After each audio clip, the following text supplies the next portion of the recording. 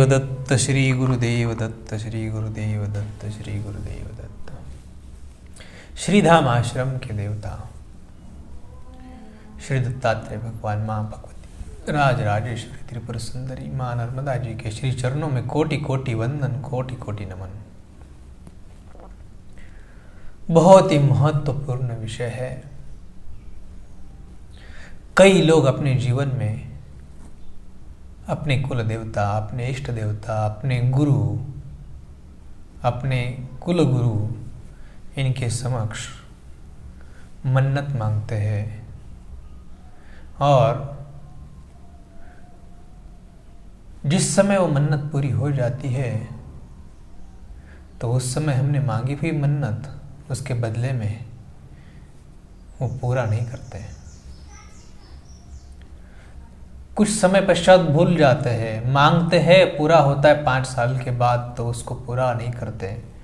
मांगते हैं 6 महीने में हो जाता है, उसको भूल जाते हैं और जिस कारण परिणाम स्वरूप अपने जीवन में आने वाले कष्ट, परेशानियों को सामना करना पड़ता है। तो सर्वप्रथम हम हमारे कुल देवता, इष्ट देवता,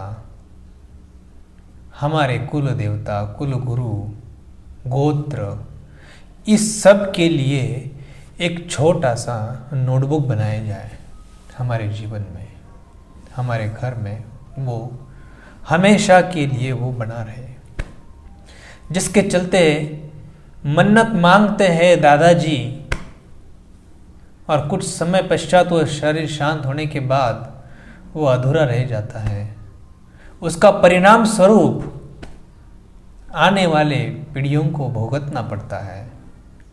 अब हम कहेंगे हमारे दादाजी ने मन्नत मांगी, हमको क्यों भुगतना पड़ेगा? तो दादाजी ने कमाया हुआ धन तो आपको ऐसे ही मिल रहा है। दादाजी ने धन क्यों कमाया? ताकि आपकी आने वाली जो पीढ़ियां हैं, दादाजी के पुत्र, दादाजी के पोते, उन तक ये धन चला जाए। उस धन से वो दादाजी का तर्पण, पिंडदान आदि कर्म, पूजा कर्म, नित्य कर्म कर सके। इसलिए उन्होंने अपने जीवन में जो पुण्य कर्म किए हैं, जो संचित कर्म किए हैं, उन कर्मों का दोष, उन कर्मों के पुण्य भी हमें प्राप्त होते हैं। तो जिसके चलते हमारे घर में एक नोटबुक अवश्य होना चाहिए, जिसके अंदर अगर हमने हमारे परिवार के लिए कोई मन्नत किसी देवता से मांगी है तो उसके अंदर वो लिखे, इस तारीख, इस समय हम इस मंदिर में, इस कुल देवता के पास, इस कुल देवी के पास, हमारे कुलाचार, हमारे गुरु, इनके पास हमने ये मन्नत मांगी है। और वो मन्नत पूरी होने के बाद तुरंत हम उसको पूरा भी करें।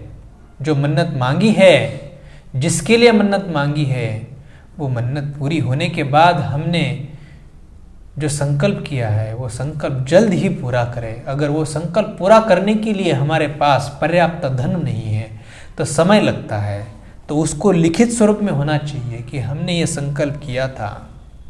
और जिस समय हमारा संकल्प पूरा हो जाए, वो संकल्प की उसके अंदर नोटबुक में लिखना आवश्यक है कि हमने संकल्प किया था कि हमारे पुत्र को पुत्र हो, हमें पोता हो, तो पोता होने के बाद हम किसी देवता के दर्शन के लिए आएंगे, उनका अभिषेक पूजन करेंगे।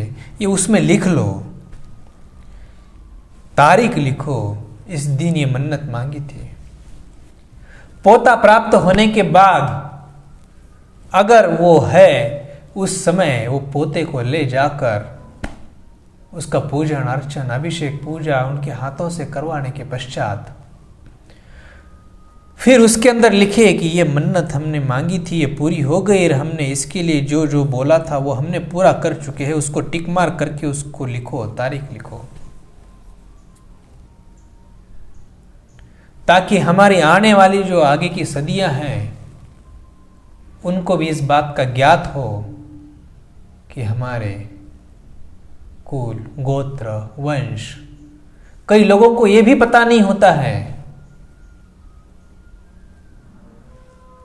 कई बार वर्ण संकर होने के कारण भी ये भूल जाते हैं।